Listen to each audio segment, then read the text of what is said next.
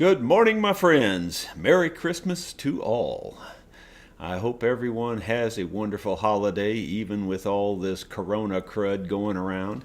And I hope you can get together with loved ones in a safe way and that you have a wonderful Christmas, despite all the mess out there in the world. And I wish everyone a wonderful New Year as well. The shop talk this morning, I feel like I said a little bit rushed because the truth of the matter is I just about forgot I had to be on live this morning. Old timers. And no, I was very involved in a couple of things.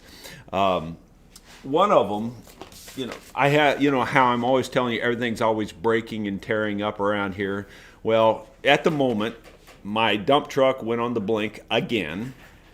My Ford 4000 tractor developed a leak in the gas tank, which I'm waiting on a valve on that, which I ordered like 3 weeks ago. Still don't have that.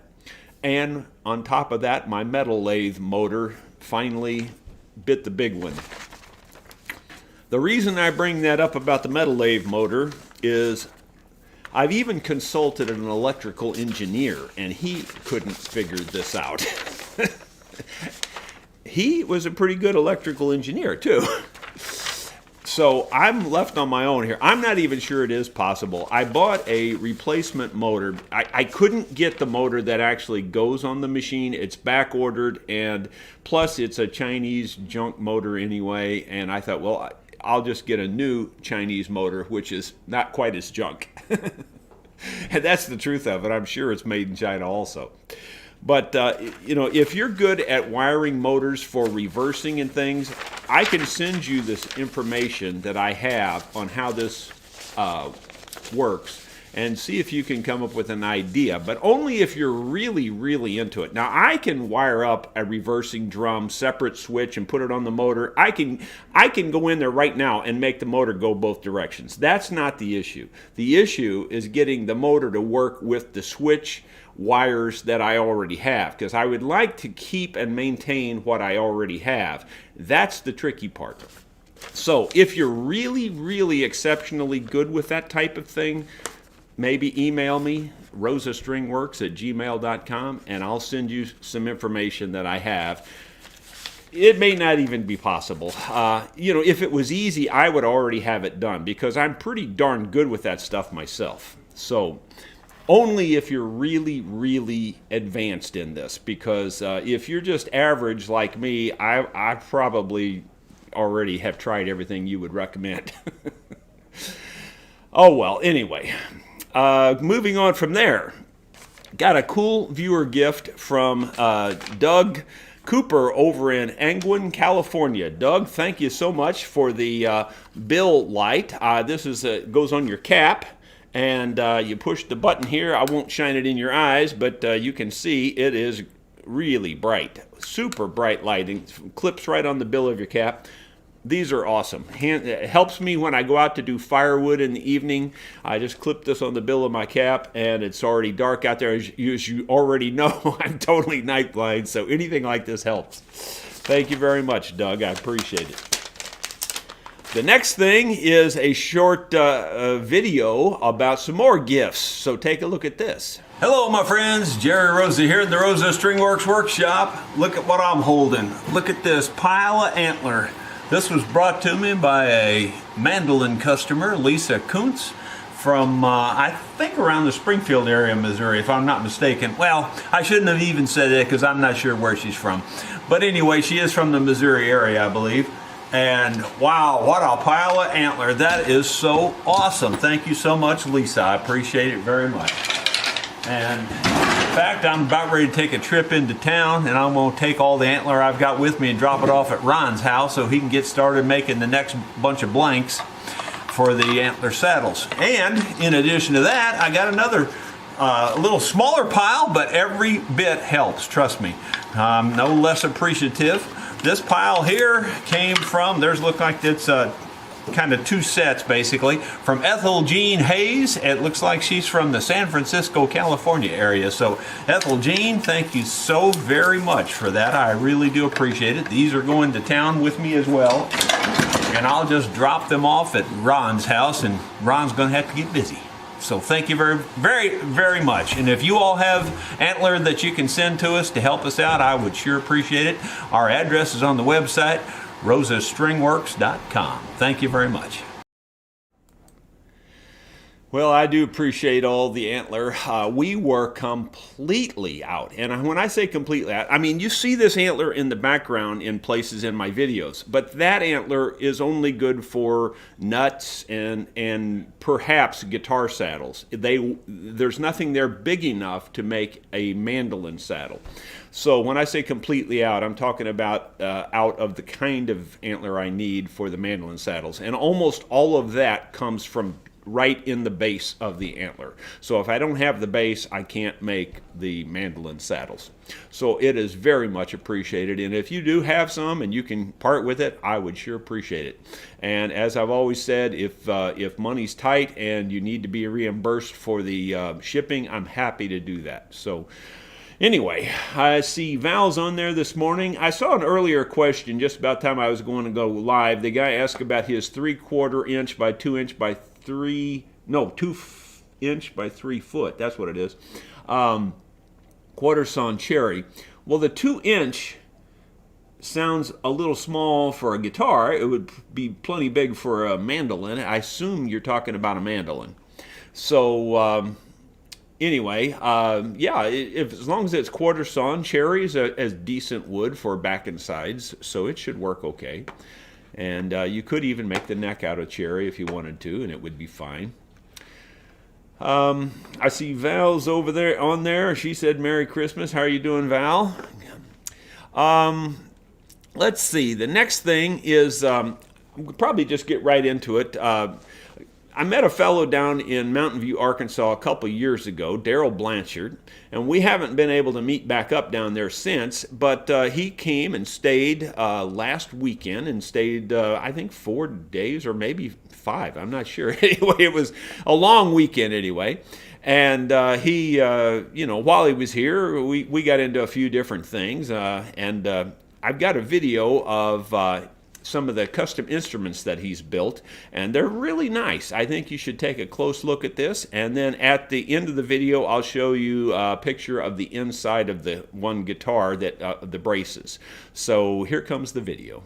Hello my friends, Jerry Rosa here in the Rosa String Works workshop. Got a visitor this weekend, good buddy, met him down in Mountain View, Arkansas. There's that Alzheimer's thing again. Old-timers. Yeah, old-timers disease. And anyway, we met down there a couple years ago. Darrell Blanchard is his name. He's from Oklahoma, right? Yep.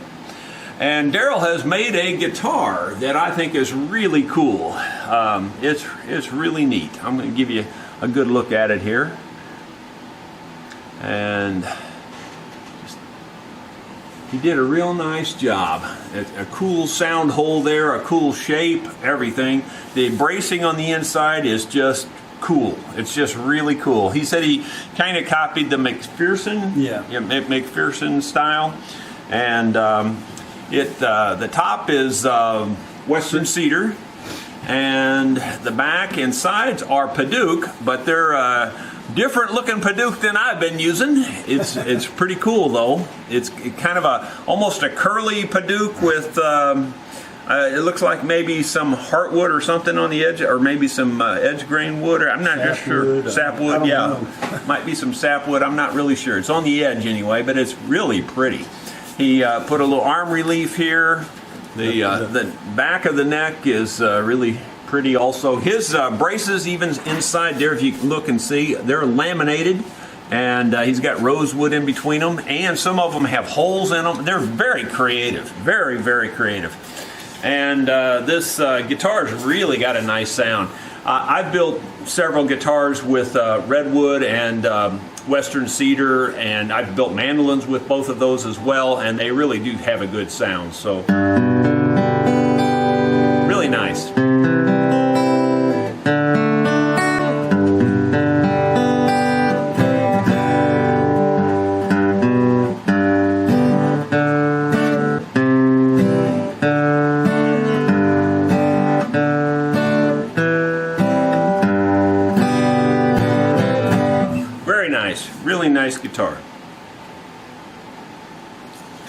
Can't hardly beat it. He did a lot of decoration. The binding is really pretty. Just really, really nice. He said he built it about 1.5 years ago or so. Yeah. Got a microphone inside there, it looks like. Yep.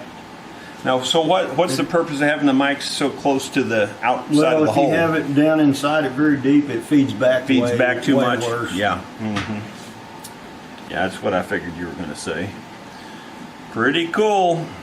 It also has the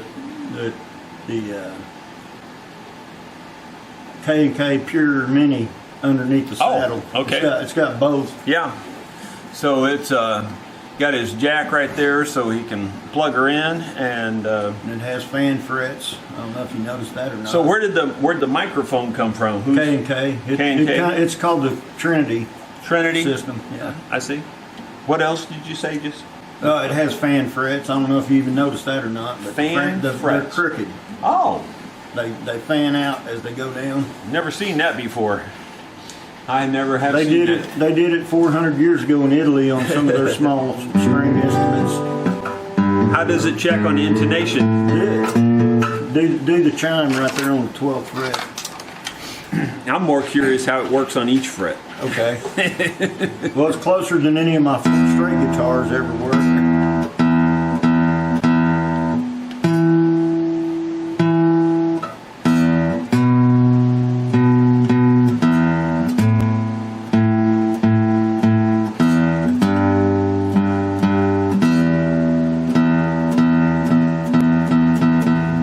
Pretty close.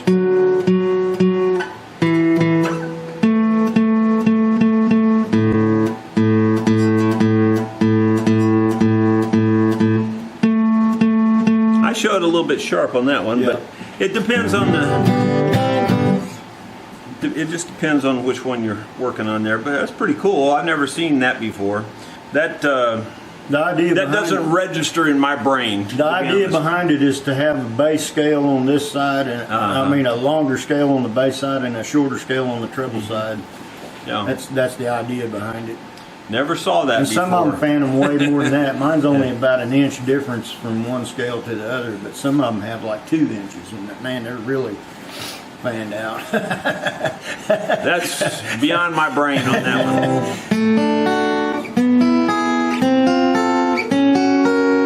Yeah, I don't see how that works. Well, it's each individual string has its own scale length. Never heard of it before. That's something it's news Still to learning, me. aren't you? Yeah, I don't, just goes to prove I don't know everything. Like I said, I've never even considered something like that before. Very unique. So there you go. If you want to see what we're talking about there, his frets are slanted. Very unique, and a very slanted saddle back here too, also to go with that. He said that the bass side, you said, is an inch longer than the treble side. Yeah, the bass string is 25.3 inch scale, and the high E string is a 24.5 inch scale. I'll be dang. It's by no means perfect, but it's better than any of my straight guitars ever had. Of course, I've only made 8. But Yeah, well, the last 2 I've built, the tuner doesn't even move. I can Right. on the last 2 I built. It just matter of fact, you may see that. I don't know if I'll show that in a video or not. When Don Bishop came to pick up his guitar, I just recently, just this last few days ago, I showed him on the tuner how steady it is, and he was impressed. And I think the pilot was even more impressed. The guy that was with him, he was going, "I can't believe it! That I mean, like the needle just didn't even move; it just sat right in the center." Yeah, it's really cool. I would have never believed you could do that. So I learned something today that it does work. You know, it definitely does work. yeah, in the neck, The other thing he's done different is this elevated neck here. And in fact, you know, that flies in the face of what I know about instruments also, because I'm always looking for a neck angle like this, and his neck angle is like this. And it's aimed down at this because it's elevated here. And the action's fine, you know, the way he's got it and everything. It's just different than what I expect. The only thing I see is that it pulls harder on your top this way, but he says he's got it braced well enough in there that he's not worried about that. And according to the braces I see in there, it looks real good. So, I mean, I'm not picking it apart. I'm just telling you the way it's built, you know. Just totally different than anything I've seen. Completely different, really. Everything about it's different. So what's that say up there? That's DB, my initials. See, I'm so colorblind that all blends in. I can tell there was It's two. I wish I would have put ebony in there instead of Paduke. I see. That's just Paduke letters. What's the overlay here? That's same as the binding. It's So what is that? it's curly koa. Koa wood? Koa. Yeah, from Hawaii? Mm-hmm. Yeah, okay, so the peghead overlay is koa. And the letters in the middle are made out of Paduke. Okay. Padak, whatever you say. Yeah, P-A-D-A-U-K, so I've been told it's pronounced Paduke, and everybody has a different pronunciation, so I don't know. My high school shop teacher had a paddle made out of Paduke. Yeah? And it'd make a believer out of you. Yeah, I bet you. Yeah, it's pretty hard stuff. Not a boat paddle, obviously.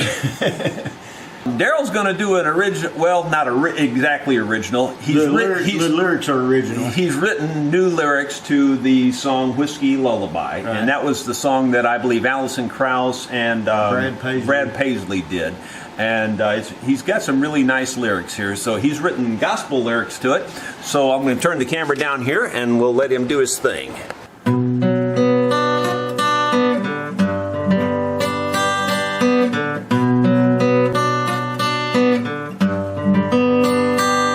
To earth to die and to set the prisoners free, but he was mocked, spat upon and cruelly crucified. He spent his life preaching and teaching about the kingdom that would come to earth one day and stand alone forever, and the world would know love was given to us for the masses to help us learn to live the way we should. Life is short, but this way it is better than to walk alone and do it by yourself. Trust in Him and get the bigger picture. Stand alone upon His holy word. Hallelujah, praise His name. Hallelujah, praise His name. Hallelujah, praise His name. Hallelujah, praise His name.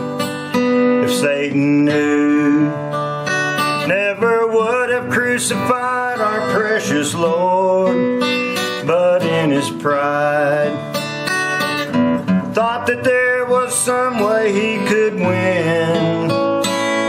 But the Holy One went down below and stripped him of his power, took away the keys of death and hell. It took not many hours and the angels sang, blessed be the Holy Lamb of God. Surely He will lead you and will guide you till the day that you see His blessed face. Trust in Him and He will give you wisdom to defeat the foe in every single way. Life is short, but this way it is better than to walk alone and do it by yourself. Trust in Him and He will give you wisdom to defeat the foe in every single way. Trust in Him and get the bigger picture. Stand alone upon His holy word. Hallelujah, praise His name. Hallelujah, praise His name. Hallelujah, praise His name. Hallelujah, praise His name. Beautiful, beautiful. And he did it in one take. Amazing. That was really nice. Good job, Darrell. Thank you. Hope you enjoyed that, folks. Well, my friends, you're in for another treat because Darrell also builds these ukuleles. Now, I've seen a lot of ukuleles, and quite frankly, a whole lot of them look like toys to me. But this one looks like a real instrument. I mean, it's made really well. It's got the African blackwood on the sides and the back, and it's got a spruce top that's about 3,000 years old, he said. Tell them the story on the top real quick. The top, they call it ancient Sitka. And the guy up in Alaska, at Alaskan Specialty Woods, he dug out the side of the mountain and they dug this tree up. It'd been buried in a mudslide, they say around 850 BC. Wow. And when he would cut the wood, it would be the normal color of Sitka spruce, but within just 10 or 15 minutes, it would turn this greenish gray color. Wow. They call it ancient Sitka. Very cool. That is a really nicely made ukulele. And listen to the sound. Oh my gosh. He's going to play it for you here. I'm going to play Ain't Misbehaving. Okay, here we go.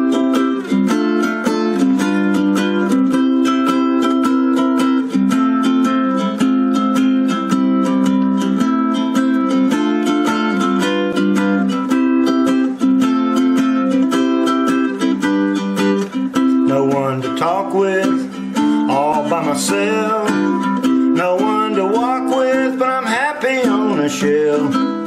Ain't misbehaving, saving my love for you. I know for certain the one that I love. I'm through with flirting, it's just you I'm thinking of. Ain't misbehaving, saving my love for you. Like Jack Horner in the corner, don't go nowhere, why do I care? Your kisses are worth waiting for, believe me. I don't stay out late, I have nowhere to go. I'm home about 8, just me and my radio. Ain't misbehaving, saving my love for you.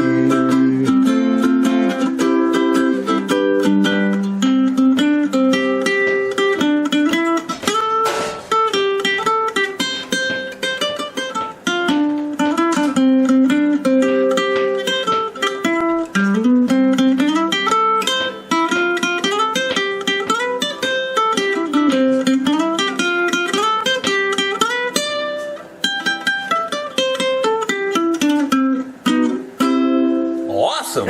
In your face. That was really nice. Very nice job. That thing really has a nice sound. I've had a lot of ukuleles in the shop, and a couple of them have been fairly decent, but that there is definitely the nicest one that's been in this shop, in my opinion. Very nice. And if you are in the market for ukulele, get a hold of Darrell Blanchard out of Oklahoma. I'm telling you, he's about ready to start a YouTube channel, so be watching for it.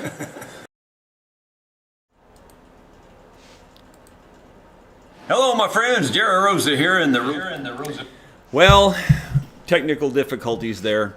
Something happened, and at the end, he actually said he wanted to put in a plug for our bed and breakfast deal up here. It's not really breakfast, by the way. It's just a bed.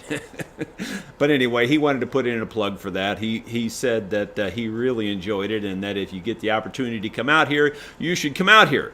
I think what happened was I got in a hurry yesterday, and I forgot to include that on the end of the video. So I know I put it on the end of the video, but then I think I forgot to switch the two videos out. It's kind of complicated. Anyway, it was my fault. So Darrell, it was great having you here. Thoroughly enjoyed it. Darrell went out with me, and we moved a game feeder and did a few other things out on the farm too, just little farm chores. And so he had a good time, and I enjoyed his company. Here's a look at his braces inside that guitar that he built.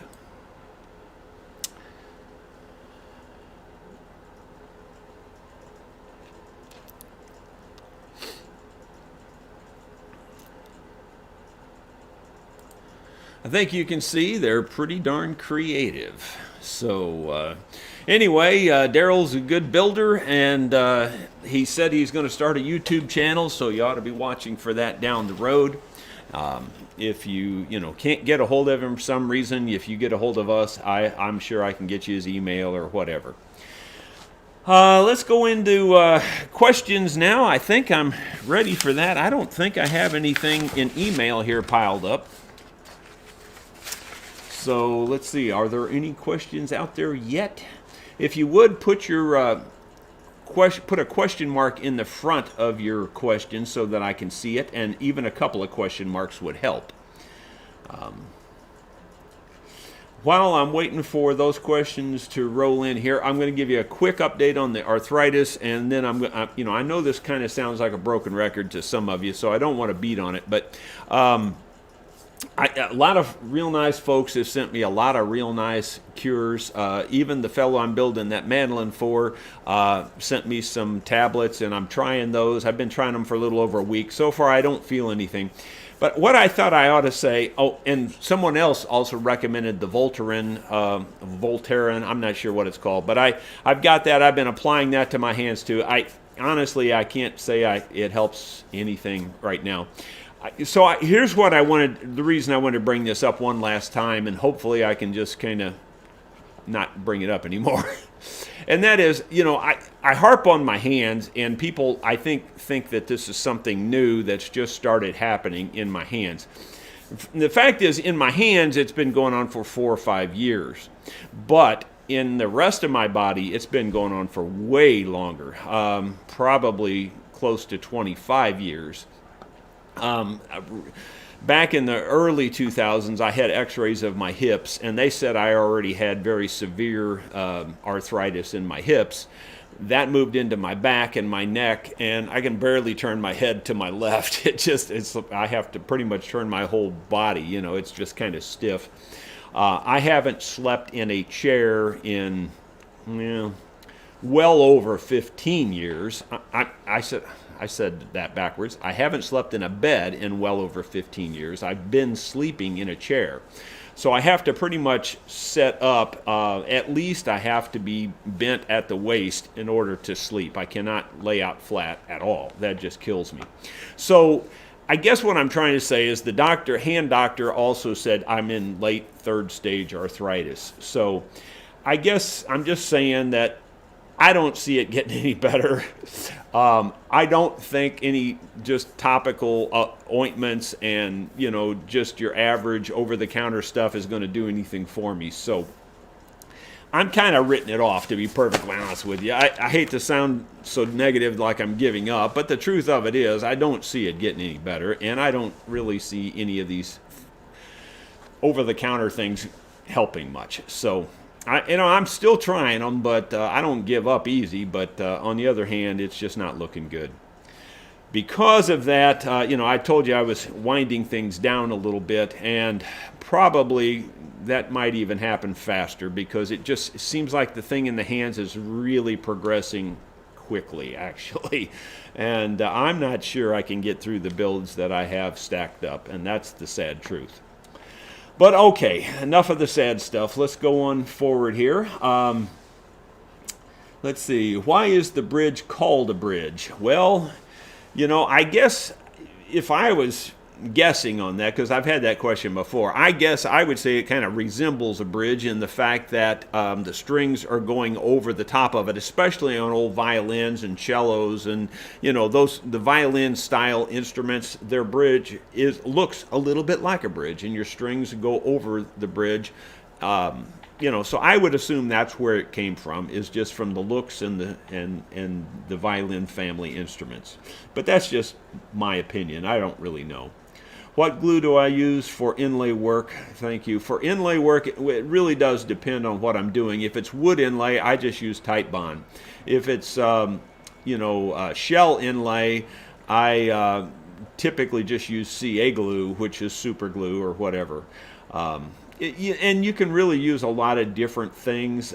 Sometimes for inlay work, then I'll go back over it with epoxy, mostly just for gap filling, though, because that's about all I use epoxy for. I don't really use it for holding things too much. Comment says, I love Caleb's videos. Well, that's a good thing. He's got another one that I'm about to release. It's a short video on just kind of a wall hanger violin, but you'll get to see that here in probably yet today.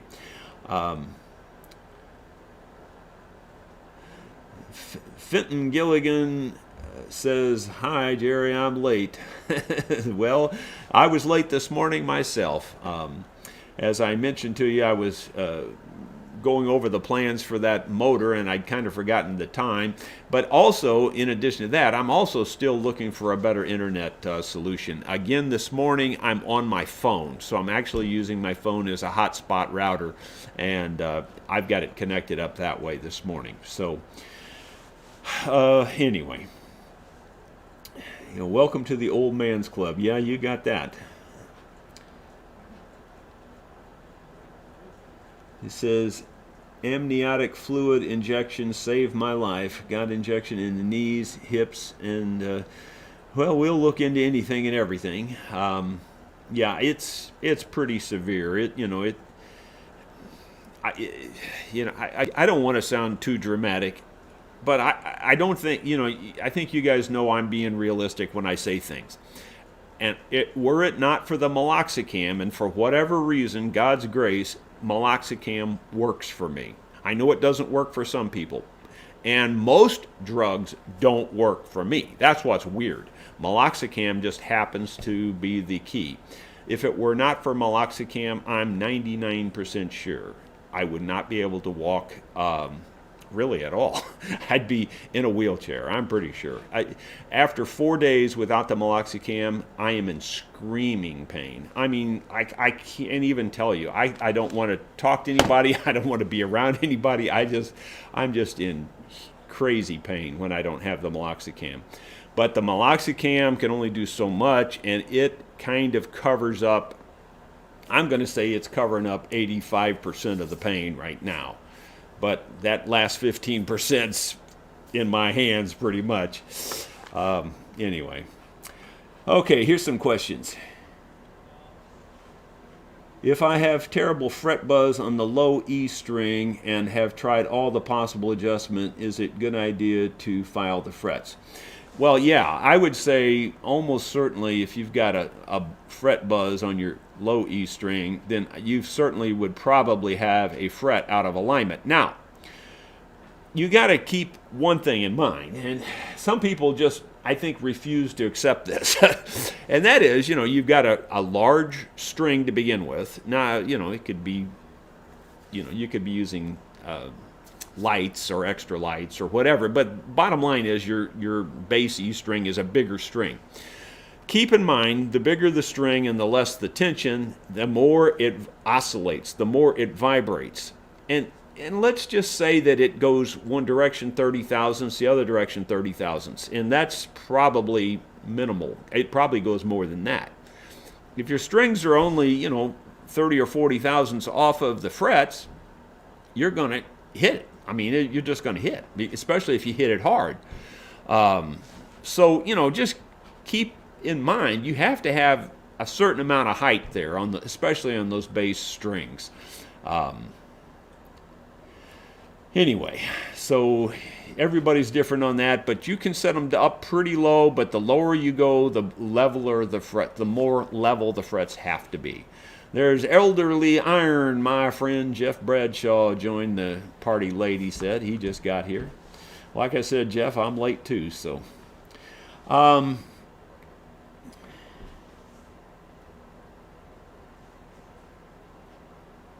Let's see, I'm looking for more questions there. I don't see too many right now. Yeah, one fellow says that his father told him the day you stop having troubles is the day they bury you. Yeah, well, that's true. Yeah. Yeah, the arthritis for me, just so you understand, it's seriously from my toes to the top of my head. I mean, it really is. It's everywhere in between, too. As I mentioned to you before, my dad gave up on his arthritis in his late 50s. So I've already gone about almost a decade further than he has, but I don't think he found anything that worked for him. The meloxicam, like I said, works for me. If it weren't for the meloxicam, I'm sure I couldn't do anything.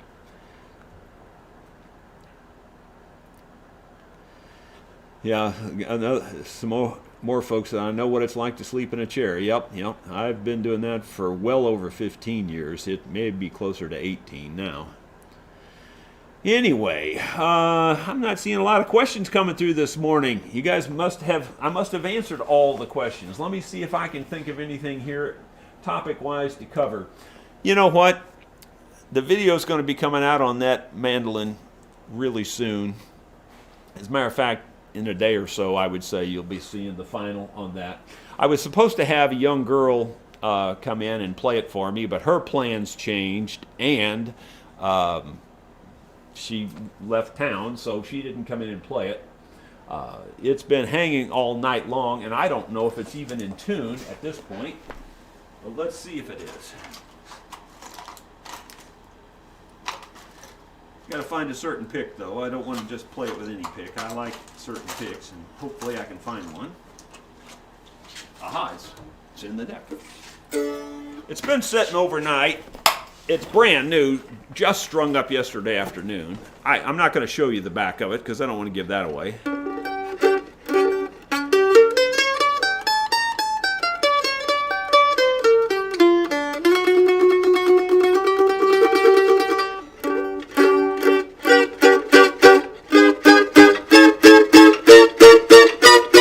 Seems to held tune pretty well overnight.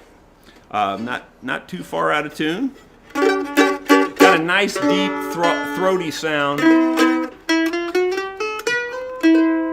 little bit out of tune, but anyway, it's got a nice deep throaty sound. I was concerned about the curly or the quilted maple as to what the sound would be like, but it's really nice. I'm really liking the look of it, the top and everything. So anyway, that's about all I'm going to do there for a spoiler alert, but the video on that is coming out. The final video will be coming out very shortly. Here's some questions I see. How high are the side woods on a violin? If you're asking how tall the sides are, I don't recall off the top of my head. They're a little over an inch, but I don't recall how tall they are without looking it up. I don't build enough violins to keep that one on the top of my head. Mandolins are about 1 inch and 7/16 roughly. What type of wood do I like to work with? And I guess that would depend on what I'm doing. Guitars, my back and sides are Padauk. The tops are pretty much always Adirondack spruce anymore, although I do really like western cedar and redwood tops. They're great. For mandolins and violins, the backs and sides are typically maple, either curly maple or bird's eye maple. I've made mandolins out of. I've even made fiddles out of bird's eye maple. But curly maple, or now with the big leaf quilted maple. So that's kind of the woods that I typically use, although there's lots of other woods that I do use for decoration and things like that. Sycamore is a great wood also, so it makes a good sounding mandolin on the back and sides, and it's great for bending and great for making the bindings and things. Question above about X-bracing. Well, I didn't see that question above, so I'm going to have to pass on that one, I think, at the moment. Sorry. Alan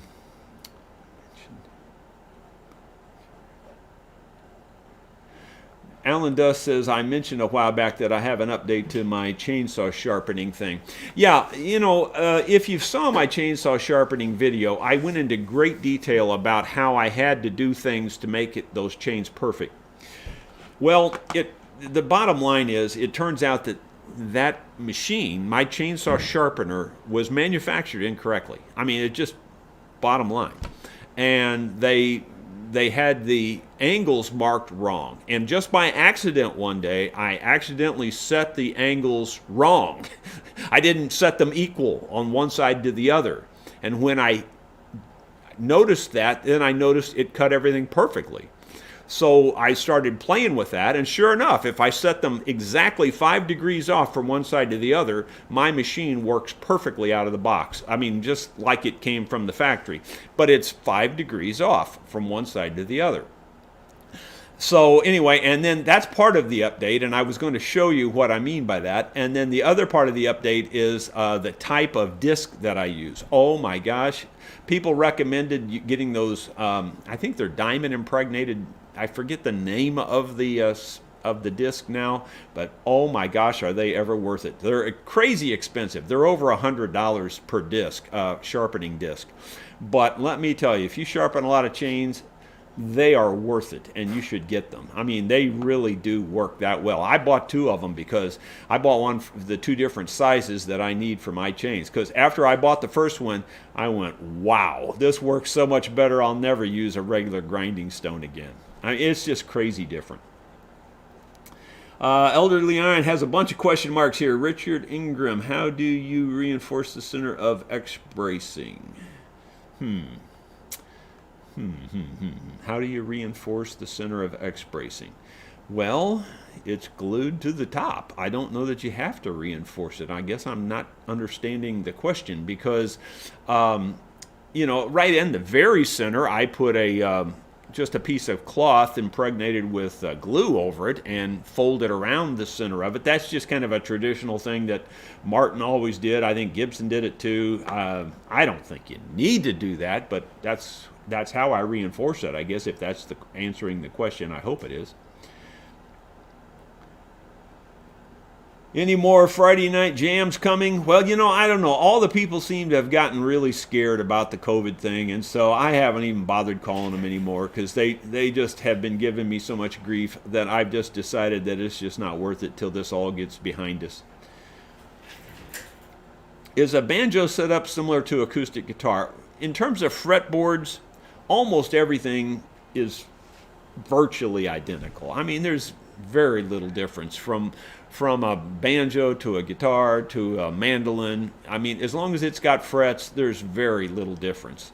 The only difference, I guess I'd say, on a banjo is you have to take into account the amount the head flexes.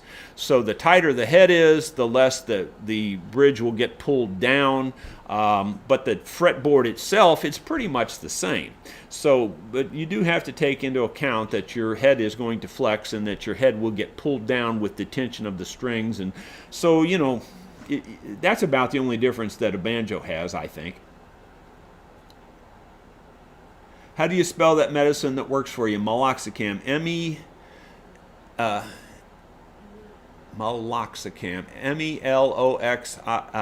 Meloxicam, I believe. Meloxicam. Just about like it sounds.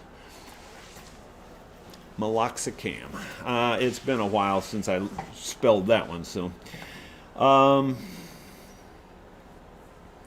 Let's see. Here's a bunch more questions here. Are we going to do a Christmas show? I guess not, Fenton. Fenton, I would like to do a Christmas show, and I was just talking about that yesterday, I think, or day before yesterday, in here in the shop, that we haven't played anything for Christmas this year. And usually every year we play a lot of Christmas shows, but we haven't played a single one this year.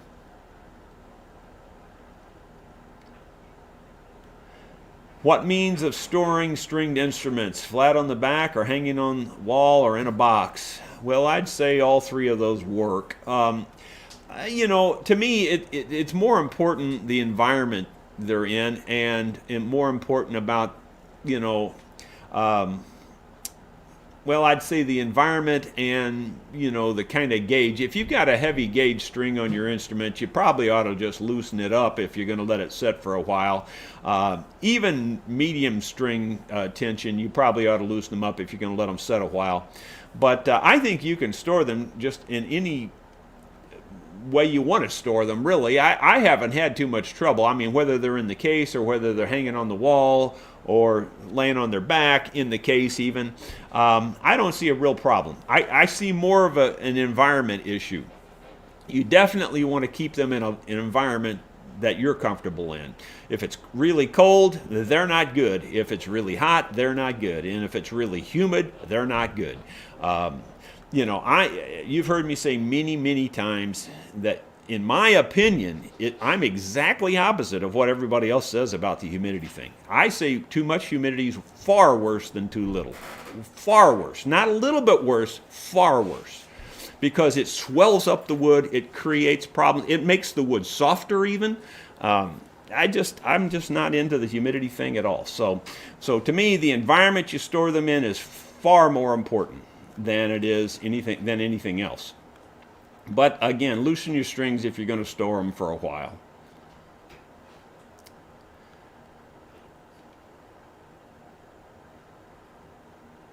How to lower the action on an acoustic with no height on the saddle. Well, if you don't have any height on the saddle and you need to lower the action at the 12th fret, you're going to have to either shave down the bridge and shave down the saddle, if that's possible. Or if the bridge is already thin enough and you just can't do that, then you're just going to probably have to do a neck reset. More than likely, that's what it's going to take. Now, on a rare few occasions, and it's rare, you might be able to tighten your truss rod and help yourself a little bit, but only if there's a lot of underbow in your neck. If you look down your neck and it's virtually flat, don't mess with your truss rod. You're not going to help anything. So,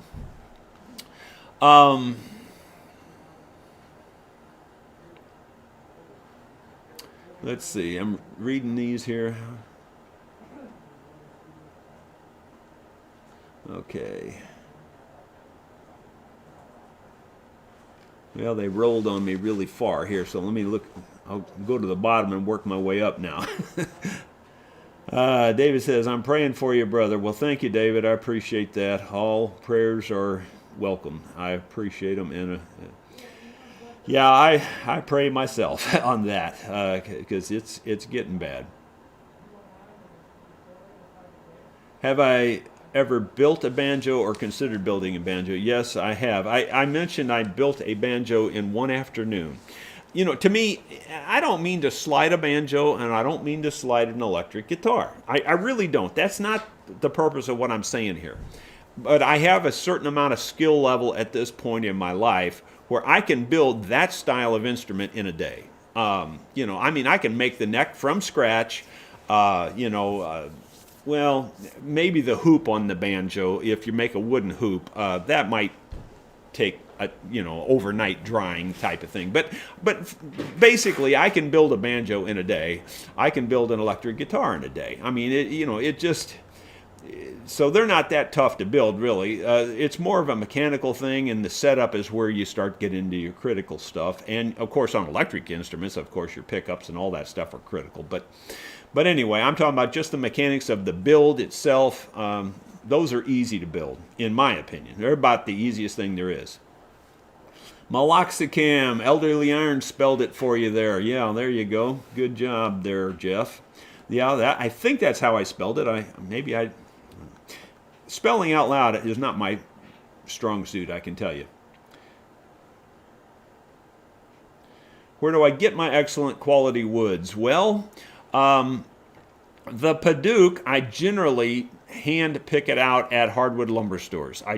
I call them and ask them, I say, do you have any quarter sawn Paduke? And they say, yeah, we have some. And I go there and if I like it, I buy it. And if I don't like it, I don't buy it. But I pick it up and I tap on it. The top boards and the curly maples I typically buy from Old Standard Wood out of Fulton, Missouri. I've known him for years, and he sells some of the best wood there is for that.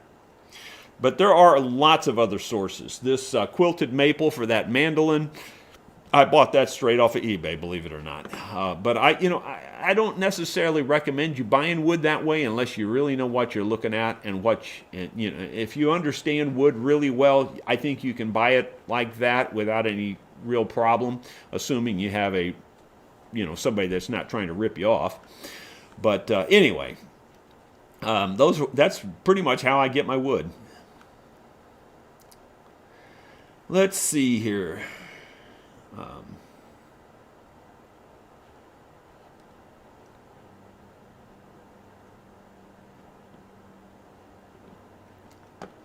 Do I have a recommendation for a scratch removing polish on a lacquer finish? Yeah, I think the semi-chrome is my first recommendation on that. You know, this you can take like 1200 wet or dry sandpaper, sand the area, and then maybe go to 2000 or something like that, sand the area if you need to. Try to keep it as small as possible, of course, but there's just an art to sanding, period. And you have to think about it, and you don't sand in one spot and you're just going to make a dent or a hole. And so you got to kind of fan it out. It's kind of like taping drywall, as I said. You fan it out. So the sanding is an art in itself, but if the scratch is deep enough, you might want to sand it first. But if it's just a very light scratch, you can probably just get rid of it with the semi-chrome polish. The semi-chrome polish works great. The Flitz polish works great.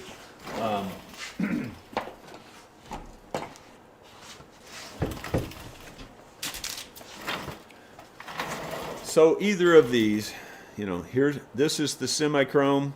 This is the Flitz polish. They're both real good.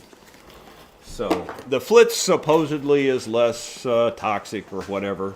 I don't generally eat much of it, either one of them, so I'm not too worried about it. I have tried it for mayonnaise. Neither one of them are good for that, though. They're just really not that good. Let's see here.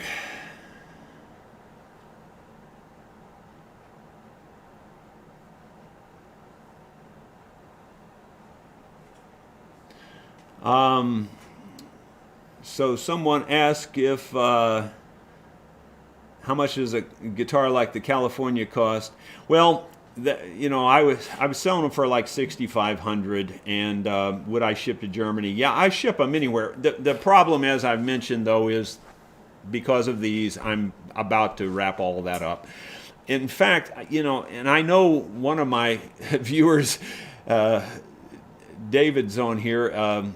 That I hate to say too much, but I'm almost thinking about contacting all the people that have given me deposits and ask them if they'd be very upset if I sent their deposits back, because I just don't know that I can get through too many more builds. I mean, I really don't. I'm trying really hard and pushing, but I'm getting toward the end of the rope on that one. What is the best way to repair a finish crack? Well, it's a wide open question because I don't know that much. I don't have enough detail, I don't think. It depends on what kind of finish you're talking about, I guess. And finishes are just the hardest thing there is. I mean, there's nothing harder than finishes. So I also do not feel I'm the expert in finishes. So, with all that taken into account, I guess the first thing I'd say about a finish crack is you want to make sure the crack is really clean, because what happens is oils and waxes and polish, different things get down in those cracks, dirt, whatever, and then everything repels away from that. So it's really hard to fix a crack like that. But in general, you can fill cracks a lot of different ways. Some people use CA glue. You got to be super careful with that because you can ruin your whole finish in just a heartbeat with CA glue. But if you do it really well and tape off the crack, and only get the CA glue right in the crack, you can fill the crack fairly quickly with CA glue. And then, of course, you'll have to use certain techniques to get it smooth. And the CA glue covers it pretty well. Typically, you can still see it. But almost any repair you do on your finish, almost any repair you're going to see. Unless you really go to the trouble of sanding it out and, and then reapplying the finish and stuff. I mean, just finishes in general are just hard to fix. And it's just such an open question that there's almost no way to answer it even in an hour. Let's see here. What other questions can I find?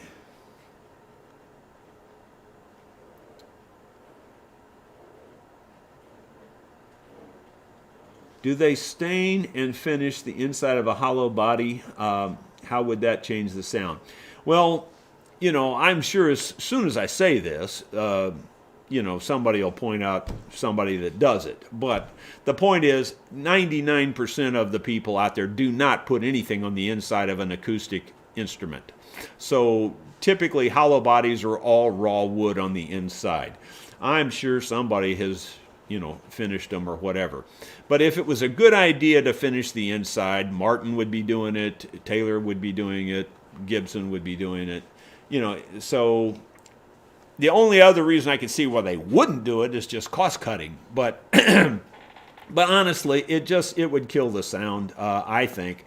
And the reason I would say that here is fairly black and white.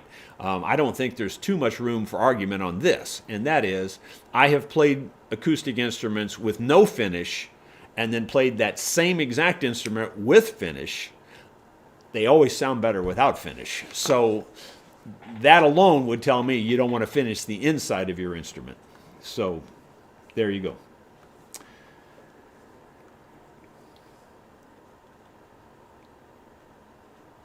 Can't Caleb help you with the builds? He is really good. Yes, he could help me with the builds. But we've got so many instruments for repair that, you just can't do it all. I mean, and yes, someone asked, would I consider taking on another apprentice? Well, I don't want to consider that, to be perfectly honest with you, but anything's possible. One of the problems is just logistics. We're out here in the middle of nowhere. It works for Caleb because he's a single guy, doesn't have a lot of ties. He can live in this little apartment that I have and live right on site. Well, that takes care of Caleb, but the next guy, I don't have that ability to let him have a place to stay here and live. I mean, I do have my rental house and all that, but it's fixed up so nice. There's no way I'm going to just give that off to someone, to live in and work here. I just couldn't do that. But anyway, speaking of that rental house, my wife has really done a lot of work on that. I need to put out some updated pictures and things on that because it is just really beautiful. She even has it decorated for the holidays and all of that. So if you do, if you are going to be passing through and you want to spend a night or two here rather than in a motel, feel free to let us know. Melissa can book you in, and you'll be happy you did. I think it's a really nice place. And one thing you'll find about sleeping here, by the way, is there's no place quieter. Well, unless the dogs get after a raccoon or something, there's no place on earth any quieter for sleeping than right here. I mean, it's like you're out in the middle of, a big forest or something, and basically you are, because that's where we live. Let's see. Merry Christmas to everybody. Let's see.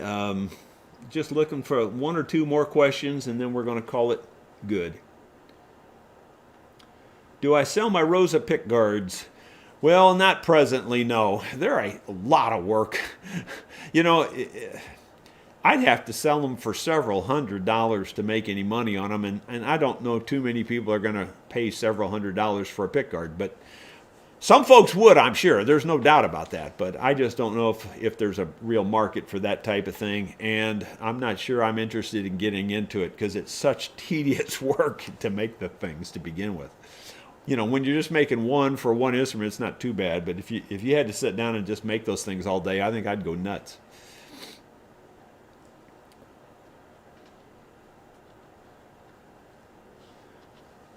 Why don't just Caleb and I play a Christmas show? Well, I don't know. I'm not sure Caleb and I play the same music. That's the first problem. It's a possibility, I guess. But I won't rule anything out, but I don't quite see that happening either. But it's a good question. What's your thoughts on cigar box guitars? Well, I think cigar boxes hold cigars really well. That's my thought on them for the most part. Hope that doesn't make you mad, but seriously, they're just a novelty type kind of a toy instrument in my opinion. That's just my opinion. Everybody has one. I don't really mean to knock them, but since you asked me, I don't want to lie to you either. Let's see. I would what? Okay. How do you bleach figured maple? I don't bleach it, so I don't know how. Merry Christmas, Merry Christmas. Yeah, Caleb would be playing a rock and roll version of bluegrass. Yeah, well, that's probably okay with me too. I mean, we do actually play a few rock and roll tunes, a bluegrass style, like Runaway, and a few other old tunes. Not too many, but a couple. And we play a lot of country songs, bluegrass style. I see more Merry Christmases coming in. I think it's past my hour here, so guys, I really do appreciate y'all tuning in this morning, y'all being so nice to me. Merry Christmas to everybody. Have a wonderful, happy New Year. I'm not sure I'll do another one next Friday just because of the holiday issue getting so close, but you never know. I might be here next Friday. If not, probably the Friday after.